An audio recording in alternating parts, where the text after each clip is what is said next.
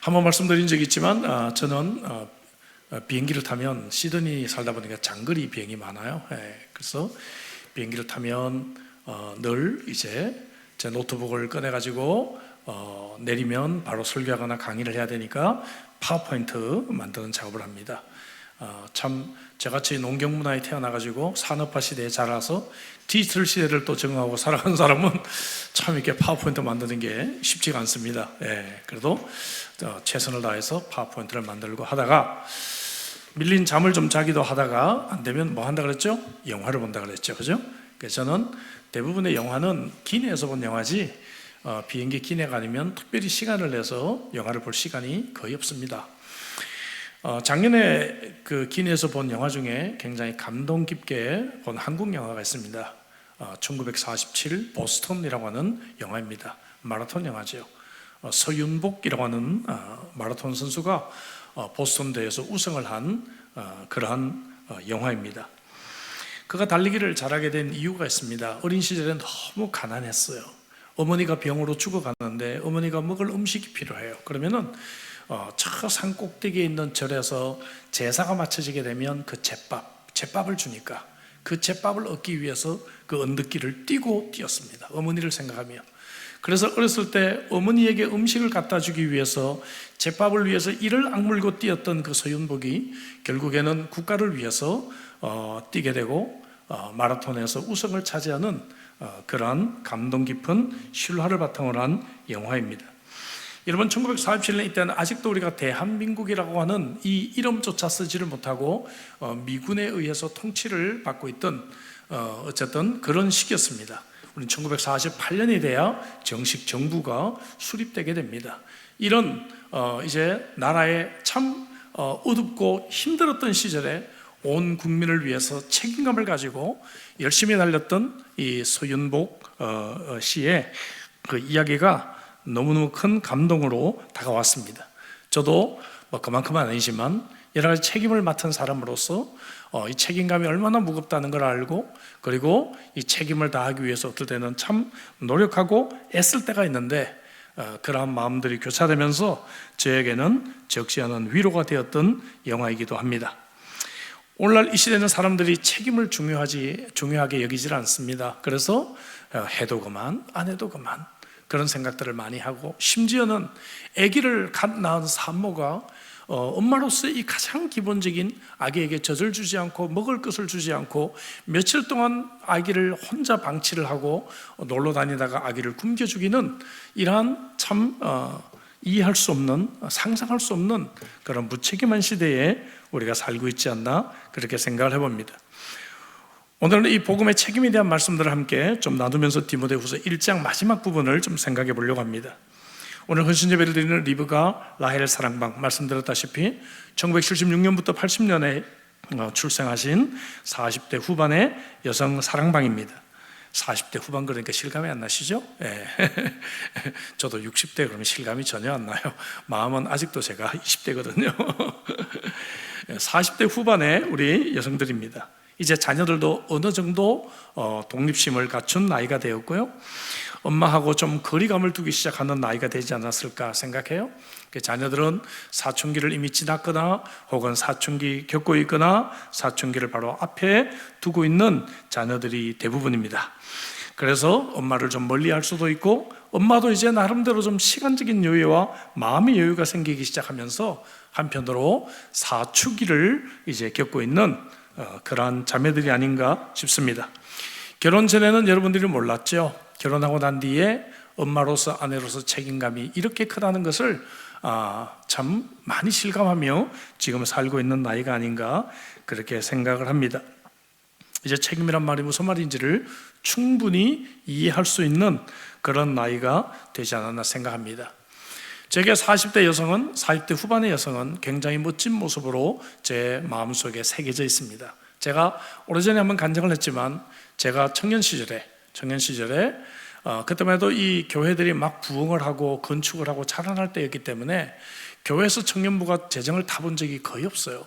그럼 청년부도 늘 자급자족을 해야 되는데, 청년들도 다 보면은 대학생이거나 아니면은 근처에 있는 공장에서 정말 열심히 일해가지고 시골에 부모님에게 돈을 붙여주는 그런 청년들이 대부분이었습니다. 사역은 해야 되겠고 수양회도 가야 되겠고 할 일은 많은데 교회에서 돈이 안 나오니 어떻게 우리가 이 사역을 해요? 그래서 참 이렇게 애를 쓰면서 펀드레이징을 하고 했는데 제게는 이 40대 여성들이 제게는 정말 구세주였습니다.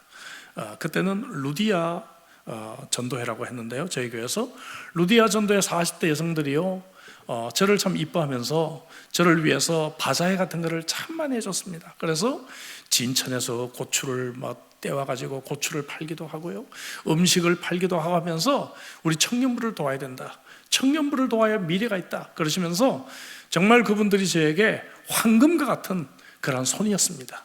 그분들의 그러한 펀드레이징과 도움 때문에 우리 청년부는 굉장히 부흥을 했습니다.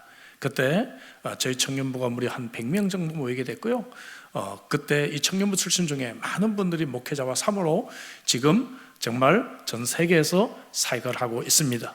물론 여기도 지금 2명 있죠. 목회자와 사모가 있죠, 그죠? 그래서 제게는 이 40대 후반의 여성들이 늘 참 가장 멋지고 아름다운 모습으로 제 마음속에는 참 새겨져 있습니다. 지난 수요일에 디모데와 같은 사역자는 경건한 어머니와 같은 그러한 가정에서 양육이 된다, 또 바울과 같은 훌륭한 멘토가 그 옆에 있어야 됐다 하는 걸 생각해 봤죠. 그리고 하나님께서 주신 은사가 있고 그 은사를 위해서 본인이 노력하고 이 은사를 개발해야 된다 하는 것을 우리가 생각해 보았습니다. 그러면서 9절 10절에서 우리를 구원한 이 복음이 무엇인지를 3가지로 정리를 했습니다.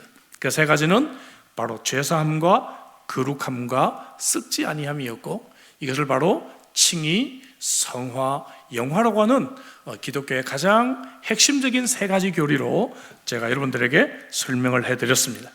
자, 그럼 오늘은 이제 11절부터 18절, 여기는 자연스럽게 우리가 이런 복음의 사역자가 되고 이런 복음을 받았다면 그러면은 what? 그죠? 그럼 우리가 어떻게 살아야 될 것인가? 이 복음을 위해서 우리가 어떤 책임을 가져야 할 것인가 하는 말씀이 나오는 것이 굉장히 자연스러운 그런 이치입니다. 3가지로 생각해 보려고 합니다. 첫째는 복음을 전파하라는 것입니다. 같이 해볼까요? 복음을 전파하라.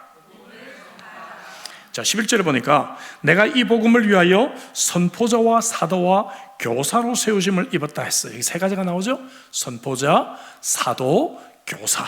이것이 다 복음을 전파하는 그러한 사역자들입니다. 자, 동일한 말씀이 디모데전서 2장 7절에도 이 말씀이 나와요. 2장 7절에 보니까 이를 위하여 내가 전파하는 자와 사도로 세움을 입은 것은 참말이요 거짓말이 아니니 믿음과 진리 안에서 내가 이방인의 무엇이 됐다고요? 스승이 됐다, 교사가 됐다. 이렇게 3가지를 말하고 있습니다. 사도는 제가 얼마 전에 말씀을 드렸다시피 아무에게나 사도라 그러지 않았어요. 누가 사도죠? 예수님을 만난 사람, 또 예수님에 의해서 직접 사명을 받은 사람, 이 사람이 사도였습니다. 그래서 이 사도는 굉장히 제한된 사람들이었고 이 사람들을 통해서 복음이 공식화가 되었다는 것이죠. 이제 그 다음부터는 사도가 없어요. 디모데만 해도 사도는 아니었습니다. 그래서 이제 그 다음에 있는 사람들은 선포자와 교사가 남았어요. 그죠? 선포자와 교사. 이 선포자는 이제 복음을 전파하는 것입니다. 그러면 교사들은 전파된 이 복음을 가지고 우리가 어떻게 살아야 될 것인지 바로 교리와 윤리들을 가르치는 것이 교사의 역할이었어요. 그래서 사도가 복음을 공식화했고, 그러면은 공식화된 이 복음을 선포자들이 나가서 복음을 전했고, 그러면 교사들이 가서 우리가 그러면은 배운 우리가 전파돼서 받은 이 복음이 무엇이다 하는 것을 교리를 가르치고, 그러면은 우리가 이 복음을 받은 그리스도인들은 어떻게 살아야 되는지 윤리, 이 에틱스를 가르쳤다 하는 것을 보게 되는 것이죠. 가르친 내용을 우리가 신학에서 2가지 단어로 하면 캐리그마라고 하는 헬라어를 쓰기도 하고 디다케라는 말씀을 우리가 하기도 해요. 자, 캐리그마는 주로 복음의 교리를 믿으라는 명령적인 말씀이고요, 디다케는 믿는 자들이 어떻게 살아야 될 것인지에 대한 윤리적인 가르침이라고 표현을 합니다. 그러나 캐리그마 안에 디다케가 있을 수가 있고 디다케 안에 캐리그마가 얼마든지 있을 수가 있다. 그래서 우리가 이 2 단어를 같이 사용하면서 우리는 캐리그마도 전파하고 디다케도 전파하는 그러한 전파의 책임이 있다 하는 것을 말하고 있습니다. 여러분, 복음을 전하고 계십니까? 여러분들의 가정에서 또 여러분들의 친척들에게 혹은 또 여러분들의 친구들에게 이 복음을 우리가 전하는 이 책임을 감당하기를 주의 이름으로 축복합니다.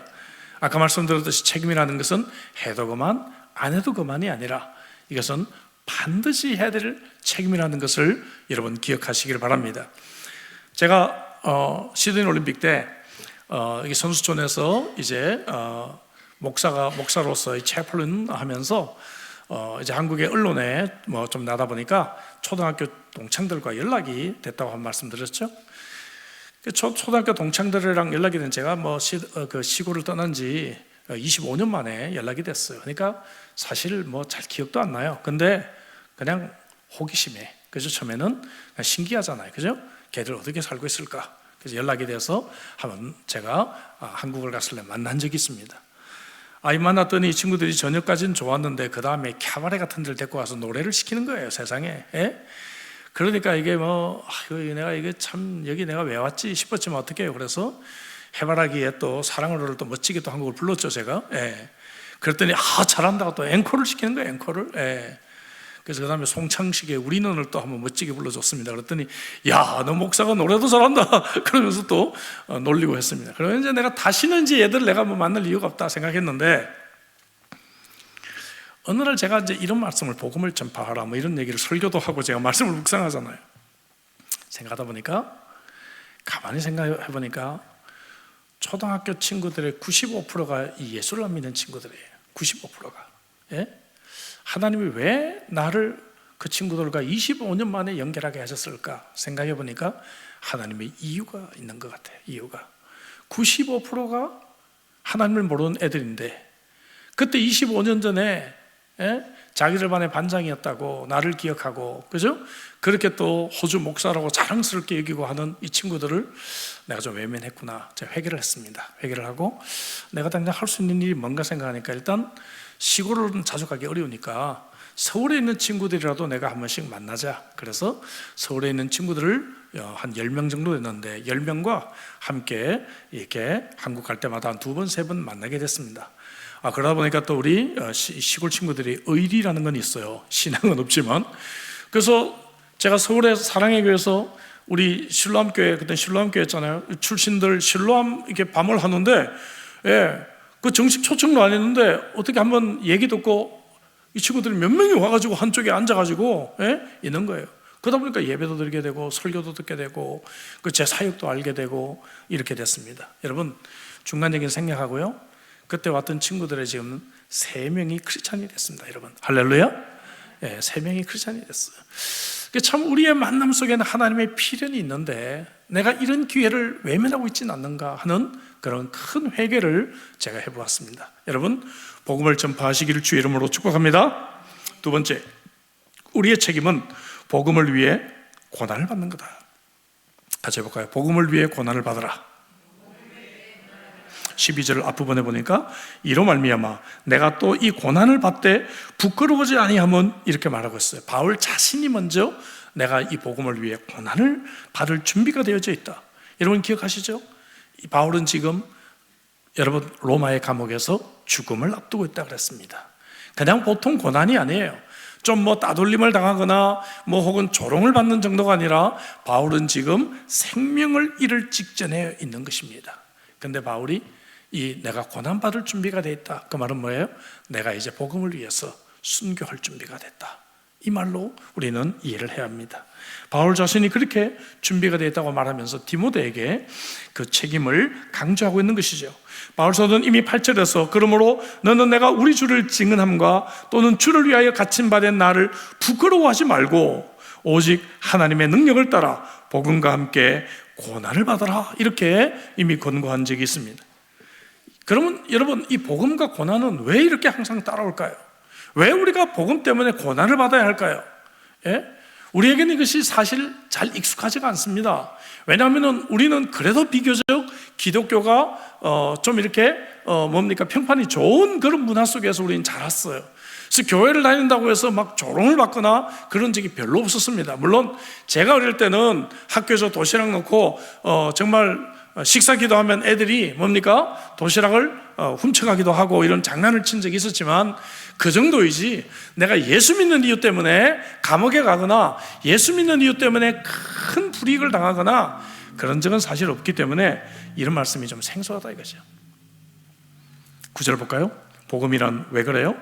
하나님이 우리를 구원하사 거룩하신 소명으로 부르심은 우리의 행위대로 하심이 아니요 오직 자기의 뜻과 영원 전부터 우리에게 주신 은혜 때문이다, 이렇게 말하잖아요. 이게 예수를 안 믿는 사람에게는 마음이 걸리는 거예요. 왜 그렇습니까? 우리가 죄인이고 구원받을 자격이 없다, 이거를 받아들이지 못하는 거예요. 아니 왜 내가 어때서, 그죠? 예. 왜 우리를 십자가에 비친 사람으로 만드는 거야 이거죠. 예. 제가 세가족관에서 얘기를 하지만 호주 오기 직전에 제가 총신신학대학원을 다닐 때 서울대 대학원생들하고 성경 공부를 한 적이 있었습니다. 그 사람들은 다 넌크리스천들이에요. 불신자들이에요. 이 사람들은 성경에 관심이 있어서 이 공부를 하기 원했고, 저는 어떻게 하면 이 사람들에게 복음을 설명하고 예수를 믿게 할 것인가 해서 성경 공부를 같이 했습니다. 근데 이 사람들의 가장 큰 문턱이 뭔가 하면 바로 이 점이에요. 아니 내가 뭘 잘못했다고, 왜 2000년 전에 이 땅에 왔다는 예수가 나 때문에 죽었다고 그래, 부담스럽게. 예? 이게 이 사람들한테는 가장 큰 걸림돌이었습니다. 예.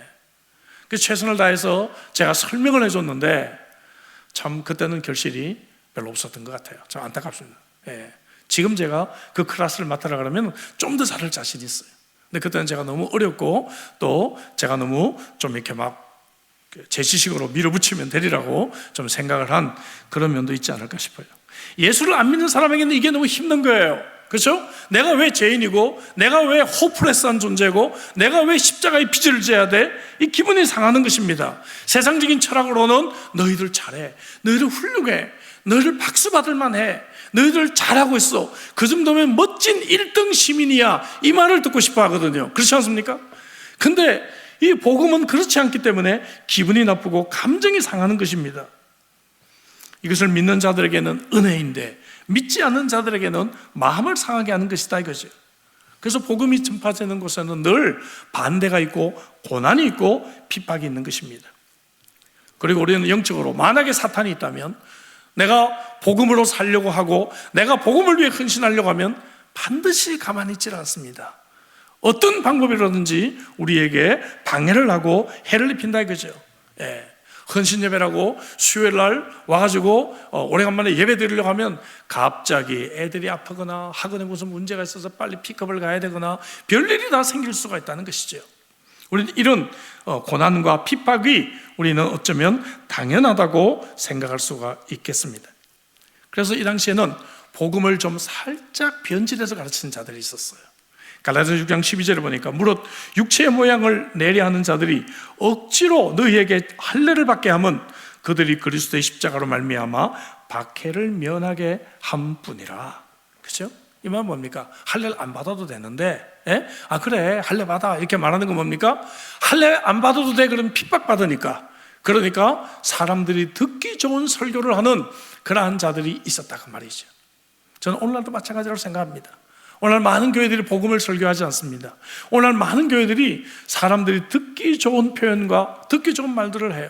한때 유행했던 여러분 긍정의 힘이라는 책, 그죠? 예, 예. 우리는 긍정의 힘이 아니라 은혜의 힘을 믿는 사람들입니다. 아멘이십니까? 예.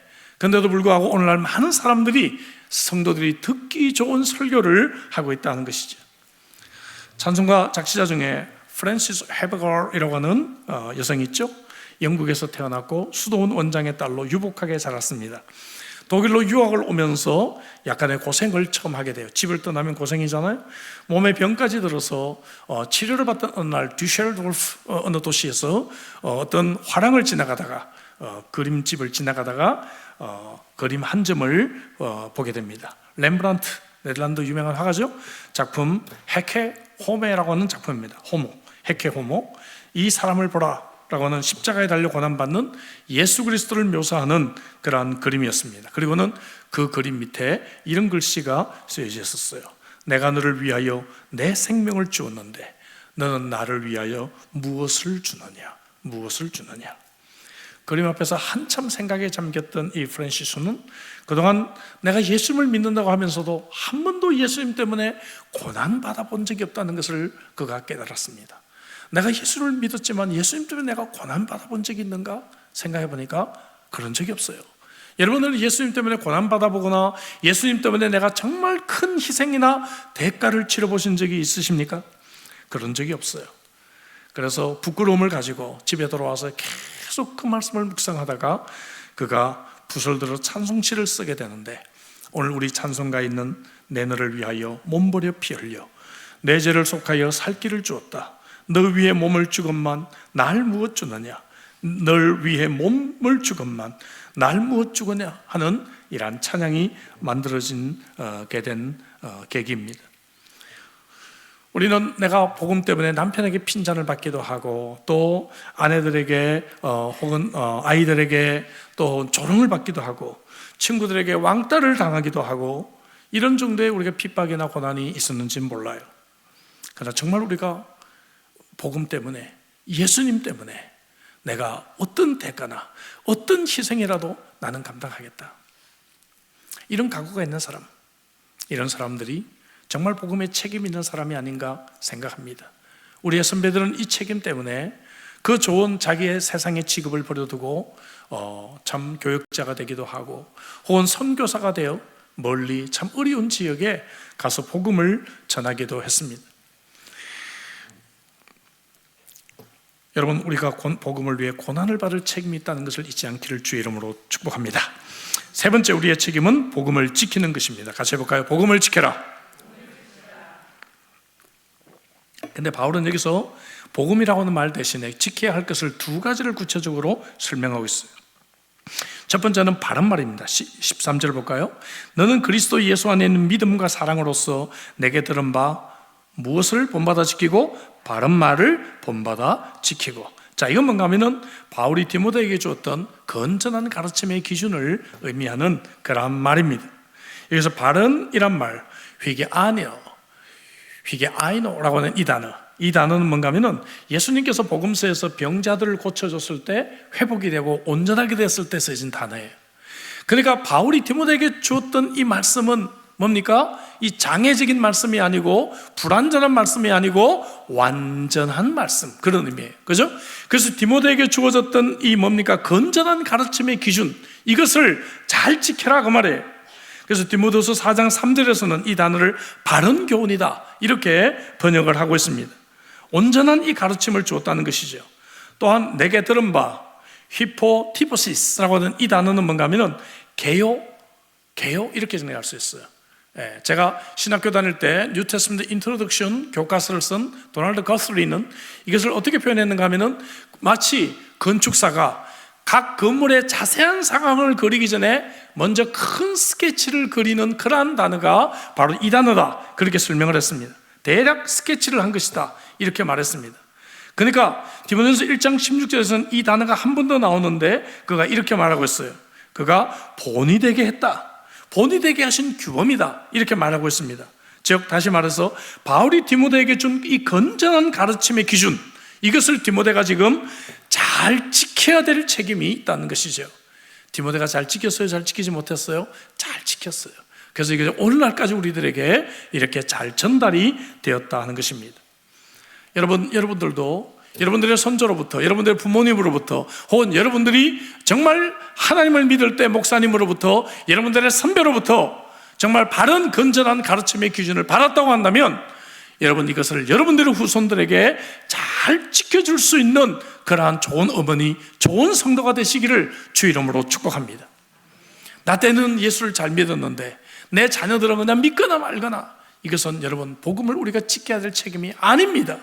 우리의 자녀들에게, 우리의 후손들에게 최선을 다해서 내가 배웠던 이 건전한 가르침의 이 기준, 이것을 잘 지키고 잘 전달할 수 있는 그러한 자들이 되시기를 주의 이름으로 축복합니다. 두 번째 지켜야 할 것은 뭔가? 이것을 의역하면 내게 맡겨진 보물이란 말이에요. 14절 뒷부분에 보니까 내게 부탁한 아름다운 것을 지키라, 아름다운 것으로 번역을 했는데 좀 더 원어적인 번역을 해본다면 내게 맡겨져 있는 이 보물, 이렇게 번역할 수 있어요. 알겠죠? 여러분, 보물을 갖고 있습니다. 우리는 이 보물이라고 하는 이 복음을 갖고 있는 것이죠. 이것을 지키라 했는데 휘라소라고 하는 이 헬라어는 도둑에게 도둑 맞지 않도록 잘 보존하는 그런 의미를 갖고 있습니다. 손상되지 않도록, 잃어버리지 않도록. 그 당시 이단들이 이 복음을 훼손하고 복음을 빼앗아가기 위해 강탈해 가기에 노력했는데, 교회가 바로 이러한 우리에게 맡겨진 이 보물을 보물처럼 여기고 꼭 잘 지키라고 말해요. 여러분, 이것이 우리 이 시대의 사명 아니겠어요? 지금 복음이 얼마나 훼손되고 있습니까, 여러분? 얼마 전에 제가 여기 페더럴 MP 파라마타 만난 얘기를 잠깐 해드렸습니다. 만나서 우리 2시간 동안 커피 타임을 하면서 이분이 처음으로 자기도 크리스찬 얘기를 하더라고요. 근데 그것과 지금 이 세상의 철학사에서 어떻게 이걸 해야 될지 모르겠다고 얘기를 하더라고요. 그래서 제가 한 책 2가지 정도를 소개하고 제가 얘기를 했습니다. 나는 인터컬처럴 스타디스를 공부한 사람이다. 그래서 나는 많은 문화권에서 어떻게 하면 문화에 잘 우리가 versatility, 그죠? 이 적응력, 어떻게 우리가 이 적응력을 길러야 되는지를 우리는 연구하는 사람이다. 그래서 나는 굉장히 플렉시블하고 굉장히 많은 부분에서 다른 문화권과 다른 세계관에 맞추려고 하는 그런 준비가 되어진 사람이다. 그럼에도 불구하고 우리가 포기하지 못할, 포기할 수 없는 그러한 가치가 있는 것이다. 이것은 우리가 절대로 양보할 수가 없다. 제가 그런 이야기를 함께 나눴습니다. 우리에게 맡겨진 보물이 있는데 쉽게 우리가 포기 못하는 것이죠. 여러분, 어떻게 이 성경적인 진리를 저와 여러분들이 지금 살아가는 이 시대에 쉽게 포기하고 모든 것 다 비성경적으로 다 바뀌는 법률들을 바라보면서 우리는 책임을 지지 않고 그냥 다음 세대에 우리가 넘겨줄 수 있단 말입니까? 그래서 제가 우리 MP에게 그런 얘기를 했어요. 우리가 수년 전에 동성결혼법이 바뀔 때 그때 원래 오리지널 빌은 뭐였는지 기억하냐? 그때는 이 빌이 그대로 통과되면 만약에 동성애자들이 내게 전화를 해서 결혼 주례를 해달라, 그러면 나는 해줄 수밖에 없다, 법적으로. 만약 그걸 거절하면 나는 재판에 서야 된다. 근데 다행히 우리에게 릴리저스 프리덤을 그 부분이 다시 들어가면서 그렇게 하지 않아도 sorry, 우리는 우리가 믿고 있는 신앙의 신념으로는 주례를 해줄 수 없다라고 하게 되었기 때문에 우리가 지금도 주례를 하고 있는 것이지, 만약에 그 빌대로 통과됐으면 호주 장로교 목사님들은 다 이 Marriage Act에서 다 나오기로 총회 때 다 서명했다. 나도 서명했다 그랬습니다. 예. 그런 배수의 진을 치고 우리는 싸웠다라고 제가 얘기를 해줬습니다. 그랬더니 깜짝 놀라더라고요. 그런 일이 있었는지 모르고 있더라고요. 여러분, 우리가 포기할 수 없는 보물이 있습니다. 사랑하는 성도 여러분, 오늘 이 자리에 있는 우리 헌신 예배를 드리는 여러분, 기억하십시오. 우리가 절대로 포기할 수 없는 내게 맡겨진 보물이 있다는 것을 기억하시기 바랍니다. 아시아에 있는 교회들에게 근데 이런 문제가 일어났어요. 바울이 체포당하자 바울을 배신하고 떠났던 성도들이 있습니다. 그래서 15절이 이어지는 거예요. 15절에 갑자기 이 말이 왜 나오는가 하면은 14절을 말하고 난 뒤에 15절에 좋지 못한 예가 나오는 것입니다. 아시아에 있는 모든 사람이 나를 버린 이 일을 내가 안 하니 그 중에는 부겔로와 그 다음에 흐모게네도 있느니라. 이름부터가 요상하지 않습니까? 그죠? 예. 이 사람이 누군지는 잘 몰라요. 성경에 여기서밖에 나오지는 않습니다. 근데 이 사람들이 bad example로 나오는 거예요. 이들은 그렇게 좋은 보물을 받고도 지키지 못하고 이들은 그것을 버렸다, 책임지지 못했다, 이렇게 말하고 있습니다. 자, 그 다음에 16절, 18절은 좋은 이그젠플을 한 명을 소개합니다. 이 사람의 이름은 오네부터 시작합니다. 그죠? 오네 시보로가 나와요. 그죠? 16절, 18절 보니까 원하건대 주께서 오네 시보로의 집에 긍휼을 베푸시옵소서. 그가 나를 자주 격려해주고 격려해줬다. 이 말은 원어적으로 원기를 북돋아주다 이 말이에요. 여러분, 어떤 사람 만나면 힘이 나는 사람 있죠? 그렇지 않습니까?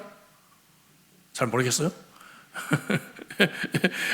어떤 사람 만나면 막 에너지가 쭉쭉 빠지는 사람이 있고 어떤 사람 만나면 막 힘이 나는 사람이 있어요. 예. 여러분, 어떤 사람이에요? 예.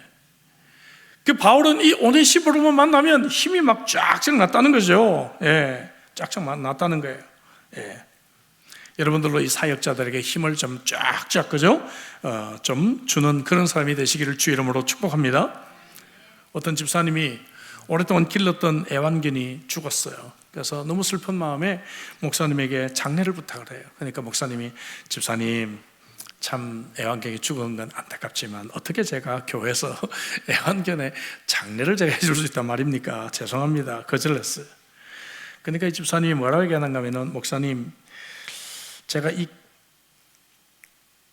이 강아지를 위해서 고액의 보험금을 들어놓았는데 11조는 물론이고 감사한금도 좀 많이 해야 되지 않겠습니까? 그러니까 목사님이, 그러면 왜 진작 예수 믿는 개라고 말하진 않았습니까? 여러분, 유머이긴 하지만 이 교회의 경영을 책임지고 교회의 살림을 책임지는 목사 입장에서는 헌금도 중요한 것입니다. 헌금으로 위로가 되든 말로 위로가 되든 봉사로 위로가 되든, 그죠? 참 이런 사역자들에게 늘 기운을 북돋아주는 사람, 얼마나 훌륭한 사람인지 알 수가 없어요. 제가 참 세월이 오래 갔습니다. 청년 때니까, 그죠? 이제 거의 50년 이미 50년 아니 40년이네, 그죠? 40년 이미 지난 일이지만, 그럼에도 불구하고 제가 그때 이 40대 후반을 제 마음속에 기억하고 있잖아요. 그때 사역은 해야 되겠고, 우리 청년부 막 너무 많이 모이는데 뭔가를 해야 되는데 교회에서는 돈이 한 푼도 나오질 않고, 이걸 어떻게 하면 좋은가? 막 그럴 때 제가 애탈 때 제게 늘 황금손이 되어서 늘 이 사역비를 제공해줬던 우리 그 40대 후반에 그 우리 집사님들을 제가 기억을 하는 것처럼, 여러분 늘 만나면 힘이 되는 분들이 계세요. 말 한마디 또 표정 하나가 우리들에게 힘이 되고 격려가 됩니다. 참 어떨 때는 부끄럽기도 해요. 내가 해주는 것도 없는데 참 부족한 이 목사에게 늘 이처럼 용기가 되는구나. 여러분, 근데 분명히 아는 것은 그런 교우들은 항상 건강하게 신앙생활을 한다는 것입니다. 그리고 제가 말씀드린 그때 40대 후반에 그때 전도회 그 집사님들 자녀들은 거의 대부분이 큰 축복을 받았습니다. 학원 한번 보내지 못했고요. 그 동네가 별로 그렇게 부자 동네가 아니었거든요. 그런데도 정말 자녀들 좋은 대학 가고 하나님이 그들에게 좋은 결혼을 또 이끌어 주신 것을 보게 됩니다. 여러분, 건강하게 사시기를 주의 이름으로 축복합니다. 여러분, 서로서로에게 용기를 북돋아주고 격려해주는 오네시모로 같은 그런 사람이 되시기를 바랍니다. 17절 18절에도 그가 한 행동이 나옵니다. 로마에 있을 때 나를 부지런히 찾아와 만났다. 감옥에 있을 때 한 번 만나는 것도 눈치가 보일 텐데 부지런히라고는 부사가 쓰여졌습니다. 부지런히 찾아왔다. 성령이 이 말씀을 기록한 것은 얼마나 이 오네시모로가 열심히 바울을 찾아와서 무난하고 격려하고 힘이 되었는가. 18절에 또 그가 에베소에서 많이 봉사한 것을 내가 잘 아는데, 여기도 많이라고 하는 단어가 쓰여졌습니다. 저는 이런 기도를 해봐요. 우리 교회는 여러분들이 천국에 갔을 때 하나님께서 여러분들을 보시고 부지런히 많이 이런 표현할 수 있기를 주의 이름으로 축복합니다. 이 자리에서 헌신 예배를 드리는 우리 자매들이 이런 칭찬받을 수 있기를 주의 이름으로 축복합니다. 그래서 바울은 이 오네시모를 위해서 두 번 기도를 해요. 두 번. 하나는 그 개인을 위해 기도하고 또 한 번은 그의 가족을 위해 기도해요. 천주교에서는 이 부분을 가지고 어떻게 해석하는가 하면은 오네시모로가 아마도 이제 죽었던 것 같다. 그래서 죽은 자를 위해 이렇게 기도한다. 이렇게 해석을 하는데 그것은 잘못된 해석입니다. 천주교는 어떻게든지 간에 죽은 자를 위해 기도하는 걸 좀 성경적으로 합리화시키려고 이런 구절들을 막 그렇게 끌고 가지만 사실 그런 말씀은 아니에요. 이 말씀의 배경을 보면 오네시모로는 그의 가족들이 에베소에 남겨져 있었던 것 같습니다. 그리고 오네시모로는 바울을 위해서 지금 로마에 있는 것 같아요. 그러니까 기도할 때 우리가 지금 오네시모로 개인을 위해서 기도하고 또 그의 남겨진 가족, 에베소에 있는 가족들을 위해 기도하고 이렇게 두 번 기도를 하고 있는 것 같습니다. 여러분, 거의 모든 사람들이 복음을 버리고 배신하는 이 문화 속에서 우리는 어떻게 복음을 전파하고 복음을 위해서 고난을 받고 복음을 지킬 수가 있을까요?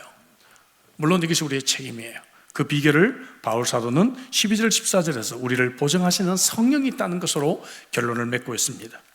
12절 보니까 내가 믿는 자를 내가 알고, 누구예요? 하나님을 안다는 것이죠. 또 내가 의탁한 것을 그날까지 그가 능히 지키실 줄을 확신한다고 했습니다.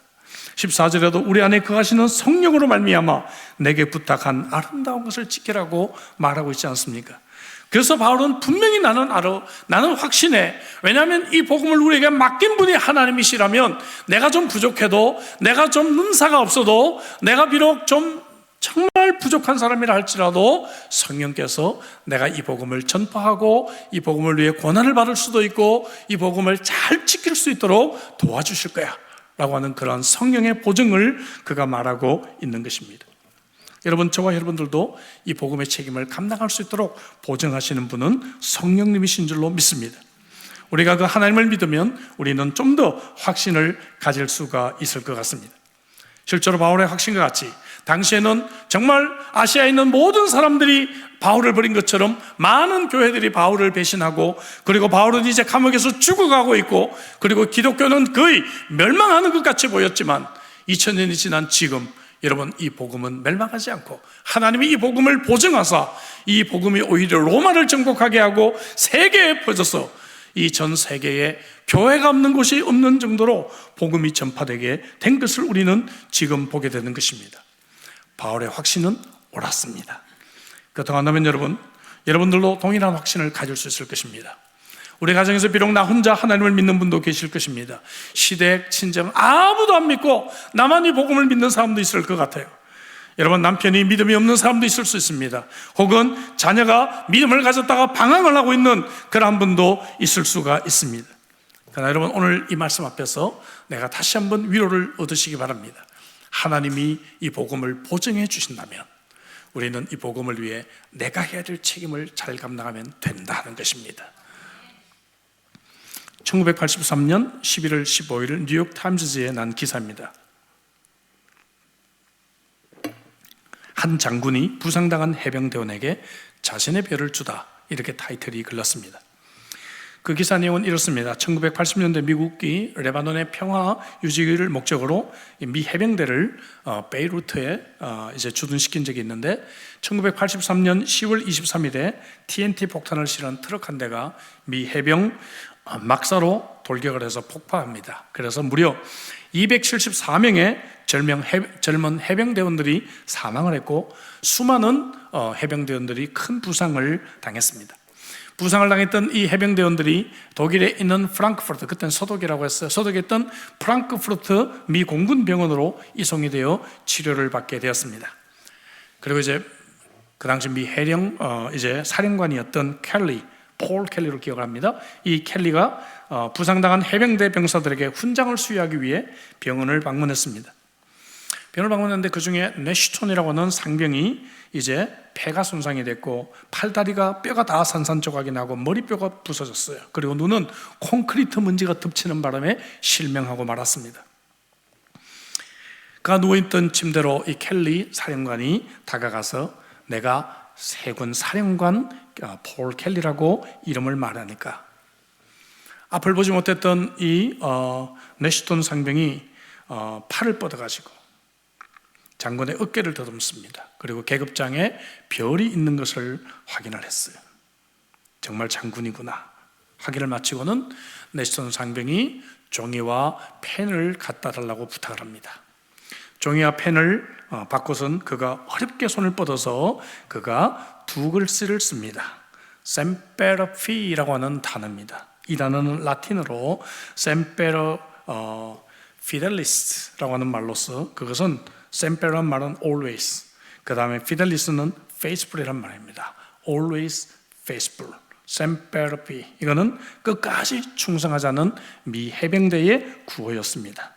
이 모습을 보고 장군은 이 병원을 나오면서 내가 지금 달고 있는 이 별은 내 것이 아니라 바로 저들의 것이었구나, 저들의 별을 내가 지금 달고 있구나 하는 것을 그가 깊이 깨달았다고 합니다. 여러분, 그렇습니다. 복음을 위해 책임을 져야 할 사람은 여러분 교역자들만이 아닙니다. 오히려 이것은 여러분들의 몫입니다. 여러분들의 수고와 여러분들의 헌신을 통해서 교회는 자라고 복음은 전파되고 그리고 하나님의 나라는 건설되게 되는 것입니다. 오늘 헌신 예배를 드리는 우리 자매님 여러분, 그리고 우리 함께 예배 드리는 여러분, 우리가 모두 주님의 이 복음 앞에 semper fi, 그죠? 우리는 always faithful, 끝까지 충성하는 복된 여러분들이 되시기를 주의 이름으로 축복합니다. 기도합시다. 주신 말씀 가지고 우리 기도하죠. 무엇이든 잠깐 반짝하기는 쉬워요. 그러나 끝까지 충성은 어렵습니다. 우리는 예수를 믿는 이유 때문에 얼마나 고난을 받아보셨나요? 어떤 손해를 해보셨나요? 오늘 이 말씀은 우리가 받은 이 복음이 진짜라고 한다면, 정말 보물이라고 한다면 우리는 이 복음을 전파하고 이 복음을 위해 고난까지 받을 수가 있고, 그리고 이 복음을 잘 보물을 지키듯이 지켜야 된다라고 말씀하고 있습니다. 우리가 받은 이 복음의 비밀이 너무 놀랍지 않나요? 여러분, 내 시대에서 나만 잘 믿고 그냥 우리의 자녀들은 예수를 믿는 건지 안 믿는 건지 이렇게 우리가 가게 할 수는 없잖아요. 오늘 이 말씀 가지고 우리 한번 결단의 기도로 나가십시다. 헌신 예배를 드리는 여러분, 말로만 헌신이 아니라 이 복음에 끝까지 충성하는 자가 되게 하옵소서 기도하고요. 오늘 예배를 드리는 저와 여러분들이 정말 샘페르피, 우리도 미 해병대가 아니라 정말 하나님 나라의 해병대가 되어 끝까지 복음에 충성하는 자가 되기 위하여 같이 한번 결단의 기도로 나가겠습니다. 기도하겠습니다. 하나님 아버지, 감사합니다.